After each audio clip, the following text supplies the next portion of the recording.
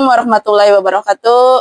Kepada yang terhormat Bapak Ibu dosen uji kinerja PPG, perkenalkan nama saya Atika SPDI dengan NIM 25031170149. Dengan ini saya dari mahasiswa PPG UIN Wali Songo ingin mempraktekkan uji kinerja dengan materi pembelajaran pendidikan Pancasila dengan materi pada bab 3 yaitu mengenal norma dan hak dan kewajiban berbangsa dan bernegara. Demikianlah perkenalan saya. Terima kasih. Selamat menyaksikan. Wassalamualaikum warahmatullahi wabarakatuh.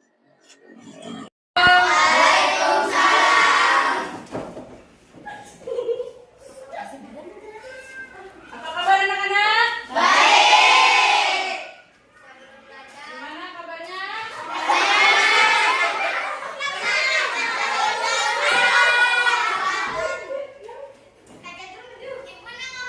Yuk, sekarang semuanya siap-siap untuk belajar.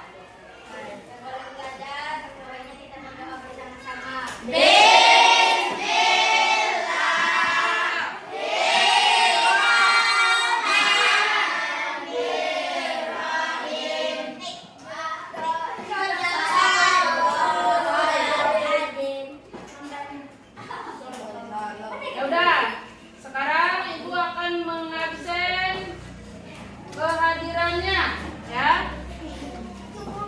Adelia. Hadir. Aida. Adi Batu Surya. Hadir. Aida Yastika. Hadir. Ainul Yakin. Apa? Amelia Nabila. Hadir. Anggun Kapika Putri. Apa? Anisma Indonesia. Dharma Wijaya. Hadir. Jihan Kalika Elma. Hadir. Linda Diana.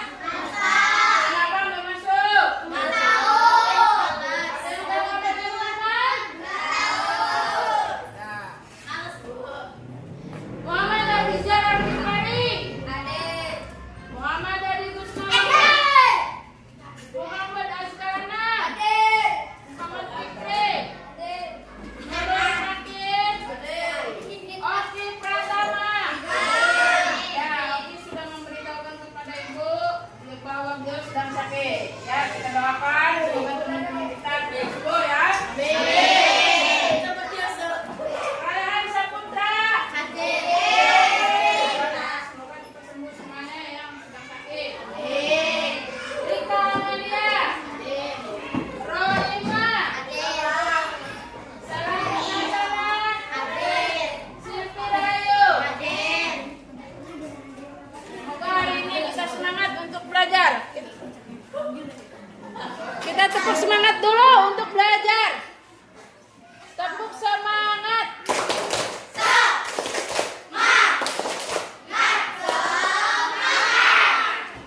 Ya. Sebelumnya kita akan mempelajari tentang pendidikan Pancasila, di mana kita akan mengenal yang namanya mengenal norma, hak dan kewajiban kita sebagai berbangsa dan bernegara.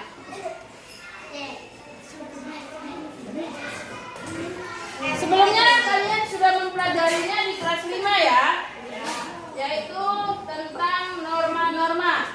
Ibu tanya, norma-norma ada berapa yang kalian ketahui? Apa aja?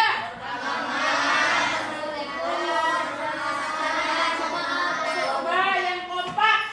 Jangan ada yang bilang ini norma hukum, ini ada yang norma agama, ini ada norma konstitusi. Ini coba bareng-bareng. Yang pertama norma apa? Agama.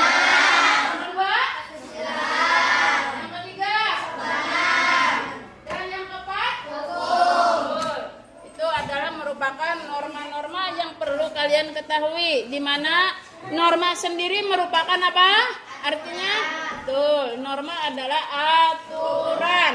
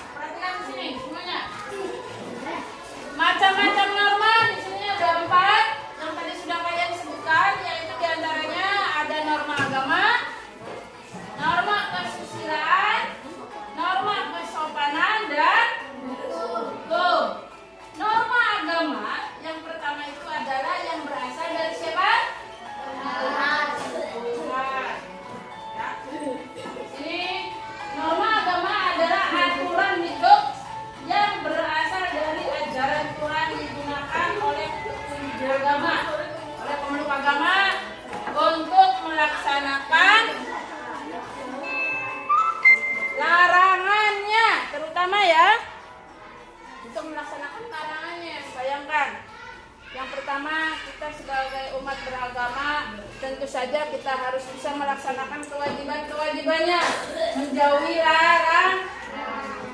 larangannya. Ya. Kewajiban kita sebagai umat beragama, yang pertama tentu saja adalah kita harus bisa beribadah.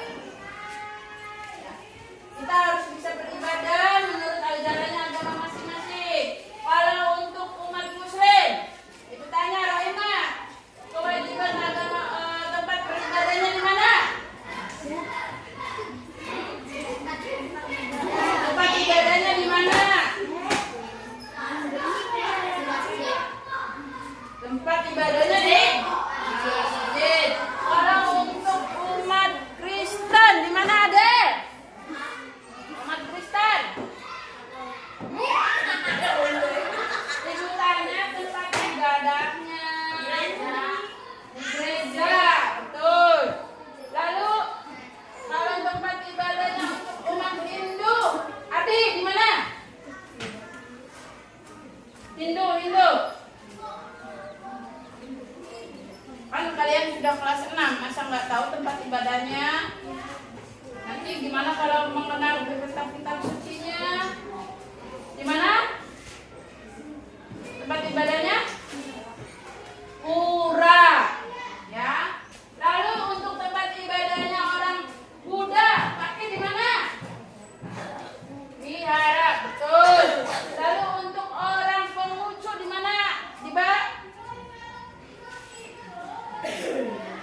Ayo, di mana tempat ibu sama tahu? Tempat ibadahnya di mana? Di mana? Ya, betul. Kelenteng. Namanya bukan genteng. Ya, betul. Tempat ibadahnya di kelenteng. Itu untuk tempat ibadahnya masing-masing. Tujuannya tetap sama. Ya, tujuannya mereka tetap sama, yaitu beribadah kepada Tuhan yang Maha Esa. Ya, betul.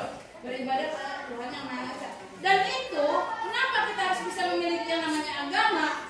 Yaitu tadi, agar hidup kita lebih tertib, lebih damai.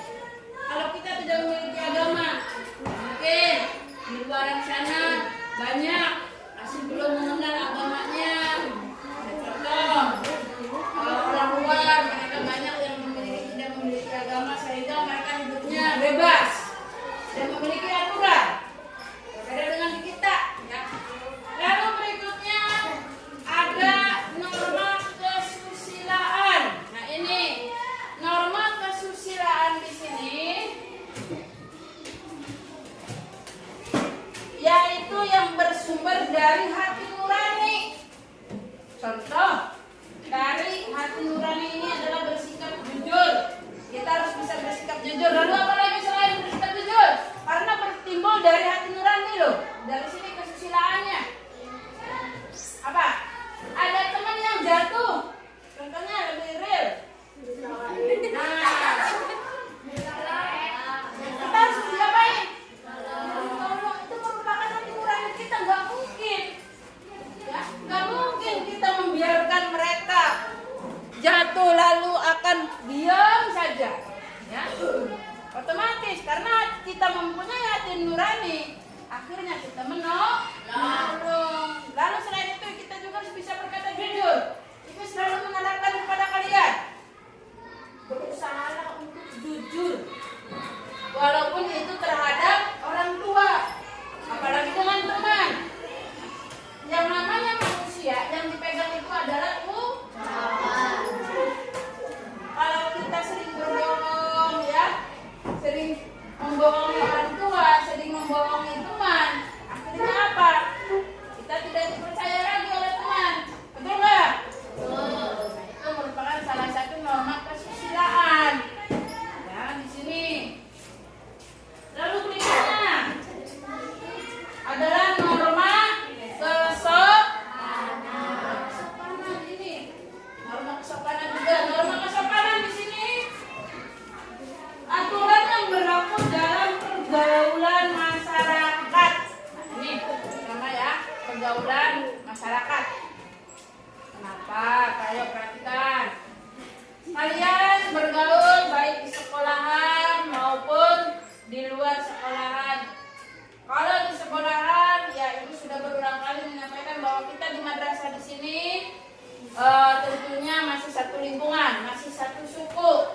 banyak berbeda-beda agama.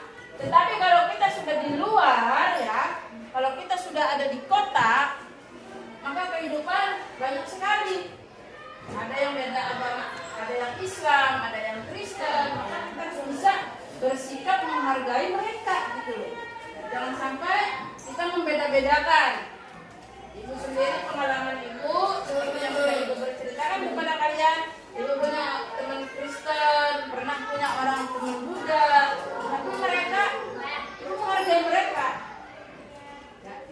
Karena apa? Kita sesuai dengan simbol yang Bhinneka Tunggal Ika, apa? Simbolnya Bhinneka Tunggal Ika yang artinya apa? Ya, berbeda-beda kita bisa kesatuan. Itu merupakan yang dimana bahwa Indonesia memiliki banyak sekali keragaman, baik itu keragaman agama maupun budaya. Di sini adalah norma kesopanannya adalah kita harus bisa saling menghargai, harus bisa saling menghormati beda agama, beda suku. Jangan sampai kita memiliki perbedaan yang persaingan itu. Lalu berikutnya di sini adalah norma hukum.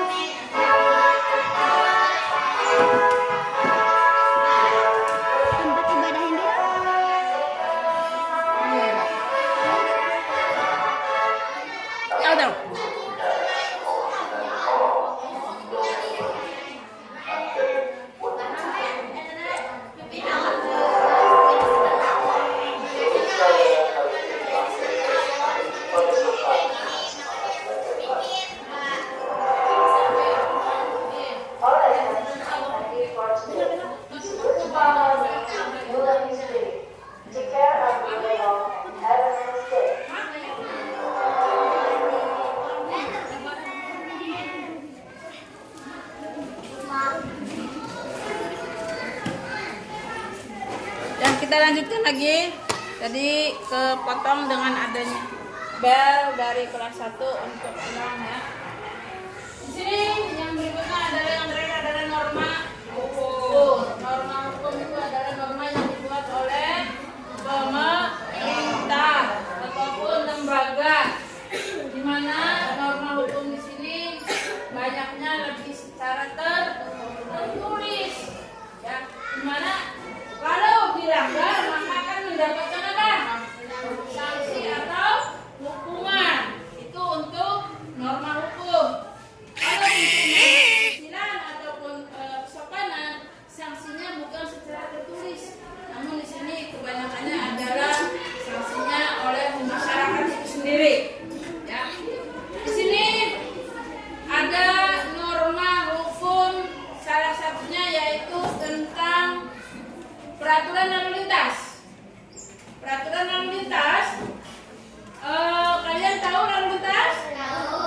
Di jalan ada yang namanya lalu lintas atau yang disebut dengan lampu merah. Ada berapa warna? 3. Warna apa aja? Hijau, merah, kuning. Ya, betul. Di sini kalau diurusin itu yang pertama itu adalah merah. Yang kedua? Kuning, tengah-tengah, dan yang terakhir hijau. Kalau warna merah, maka kalau kita sedang berlalu lintas berkendaraan kita wajib berhenti, jangan lanjut, kecuali kalau buru-buru. Tapi itu pun harus ada aturannya, betul. Nah, contoh misalnya buru-buru di sini adalah sebuah ambulan. Ambulan membawa orang sakit. Ada lampu merah nih, otomatis mending orang sakitnya sedang baik saja. Kalau sedang sekarat mau berhenti, nah di sini aturannya. Jadi terkadang harus memenuhi aturan tersendiri. Itu salah satunya. Dimana bisa sedang darurat lampu merah boleh ditabrak tapi laki-laki dalam keadaan sangat-sangat darurat.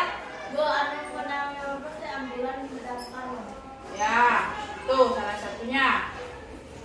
Ya, seperti tadi disampaikan, di saat sangat darurat. Kalau sedang biasa saja mah nggak boleh, nantinya akan kena tilang ataupun sanksi. Paham?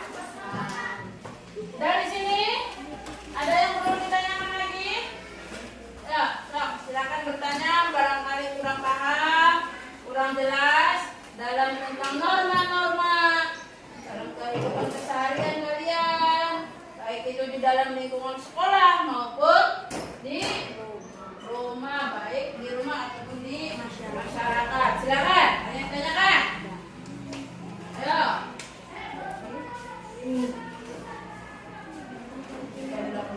Sampai 20 menit, 30 menit kan?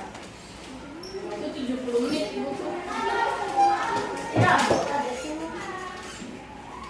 Enggak tuh. Yuk, silakan. Ada yang ditanyakan? Dari materi yang ibu sampaikan ini.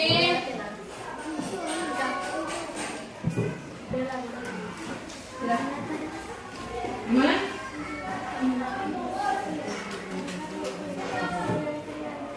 Ya, boleh. Itu kalau ada pemadam kebakaran itu deh untuk dilewati daerah tersebut. Karena apa? Kalau misalkan berhenti itu di lampu merah di jalan minimal 1-2 menit lah.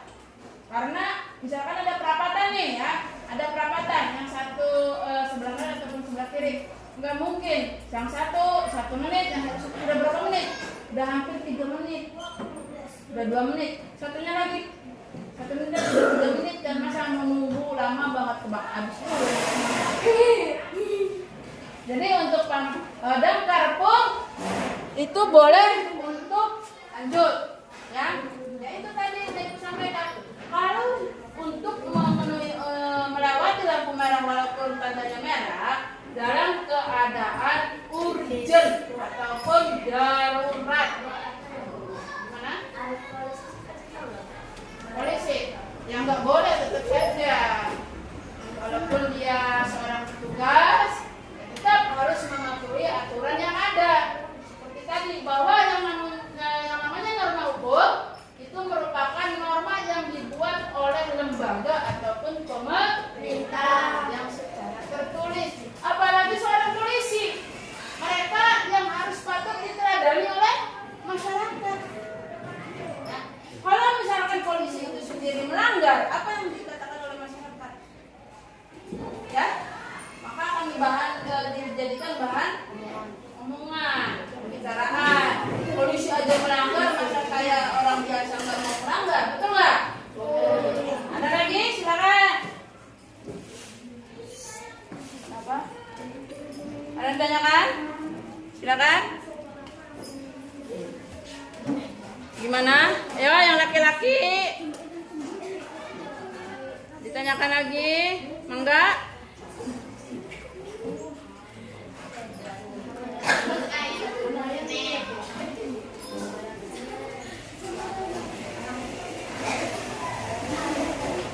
Baik, kalau memang tidak ada perlu ditanyakan, Ibu pura-puranya ngerjain lagi.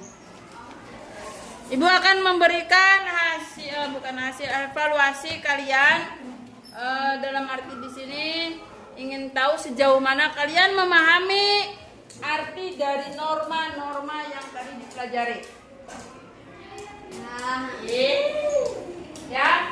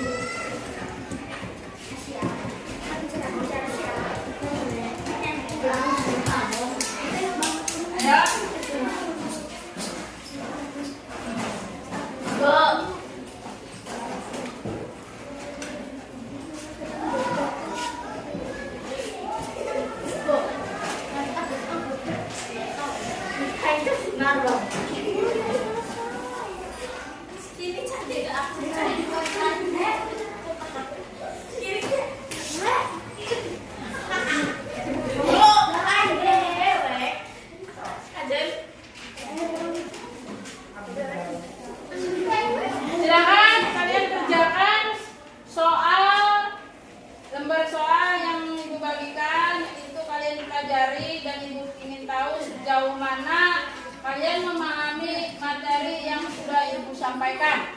Silakan.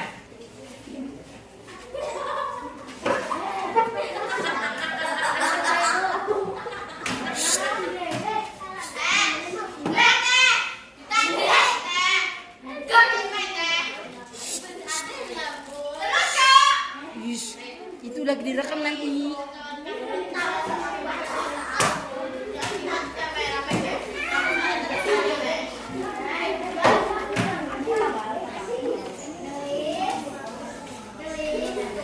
Bagus, Mbak. Nama.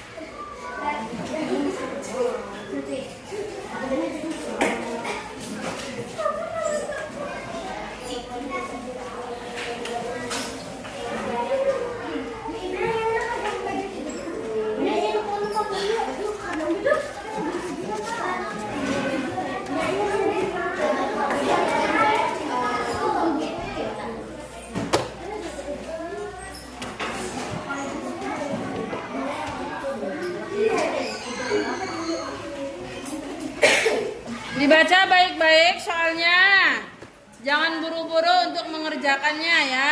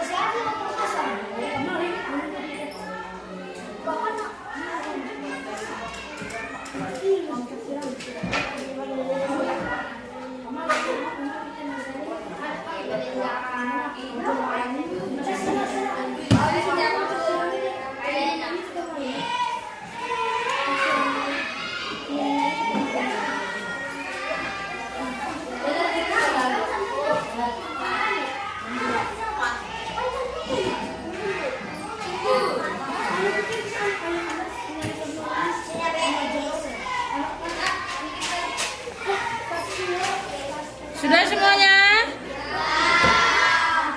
Ya udah, sambil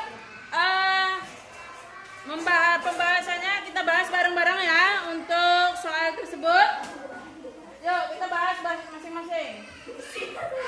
Untuk yang pertama, di sini masyarakat yang tinggal di wilayah pesisir atau pantai terbiasa berbicara dengan suara keras. Ini dan keluarganya berasal dari Sulawesi Tenggara yang merupakan daerah pesisir. Ya. Pada awal keluarga mereka pindah di wilayah dataran tengah. Ini ditegur ibunya karena berbicara dengan suara keras. Indi, ingat, ini bukan kamu punya kampung, kata ibunya. Norma yang diingatkan oleh Ibu Indi adalah norma apa di sini? Norma apa yuk? Kesusilaan apa ke sopan santun? Di sini perkataannya adalah ini, ingat, ini bukan kamu punya kampung. Otomatis di sini merupakan norma kesusilaan, ya, bukan kesopanan. Karena di sini menyebut tentang wilayah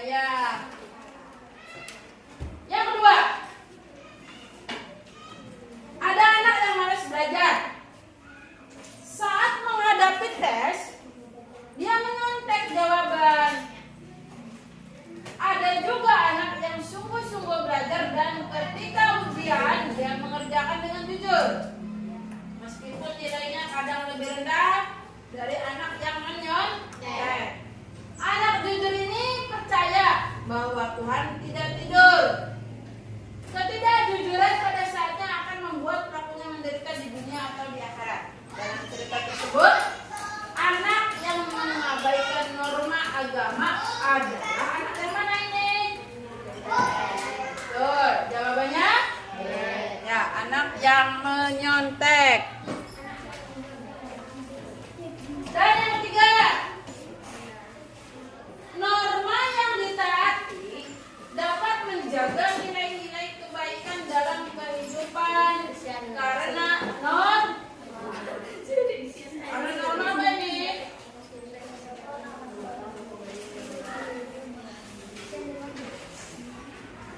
Norma yang ditaati dapat menjaga nilai-nilai kebaikan bersama dalam kehidupan karena norma apa jawabannya?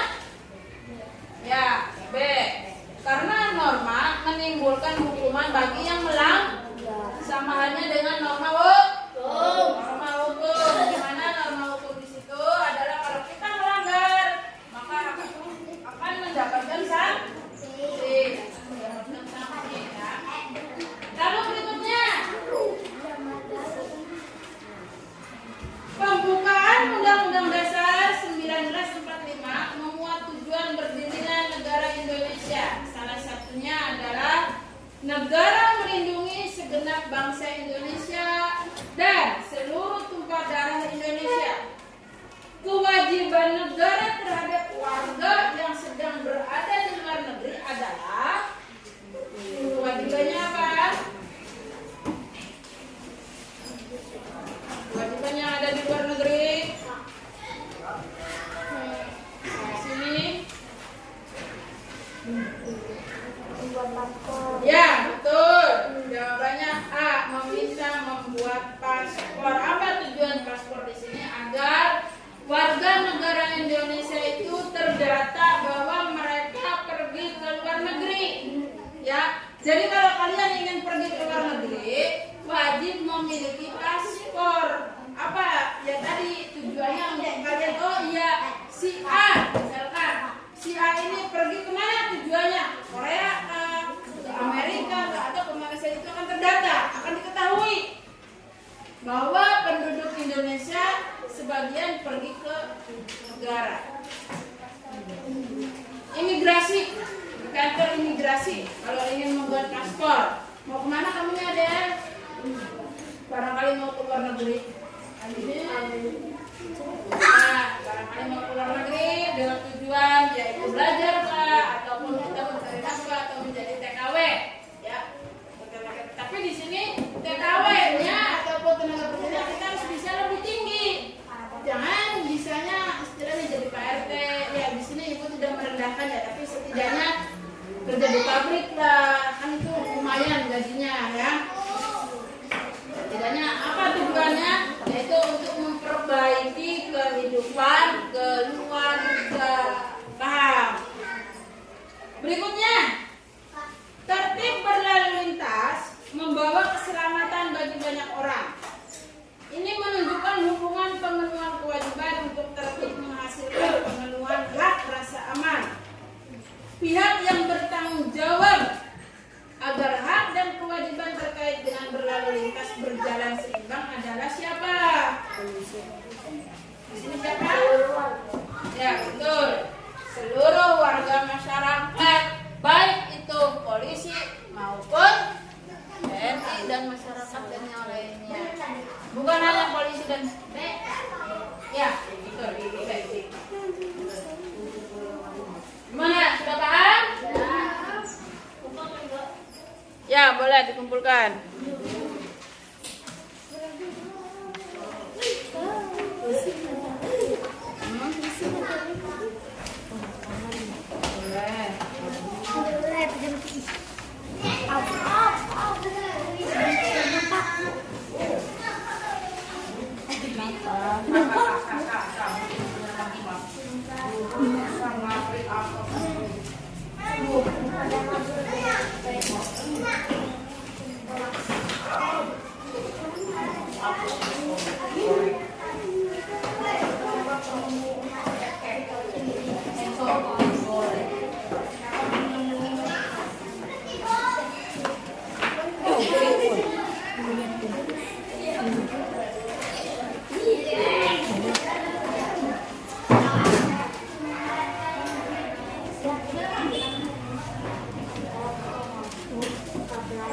Sudah semua?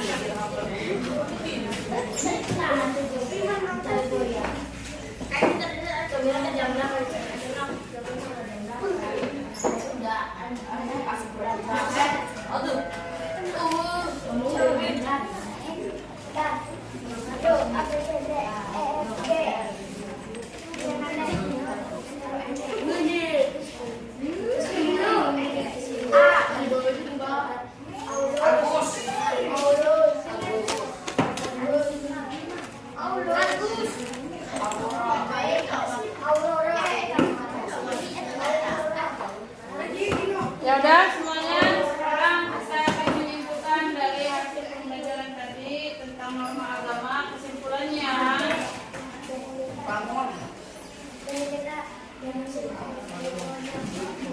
kesimpulan di sini adalah norma adalah pedoman yang mengatur perilaku manusia agar kehidupan berjalan tertib, aman dan damai. Ada 4 macam norma yang berlaku di Indonesia, yaitu norma agama, norma kesusilaan, kesopanan, dan hukum.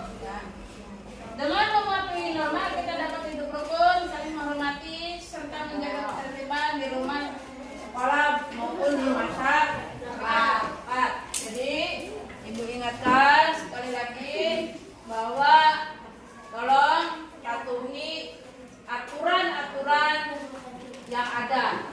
Contoh, kalau di sekolah juga kita harus bisa mematuhi aturan yang ada di sekolah. Di rumah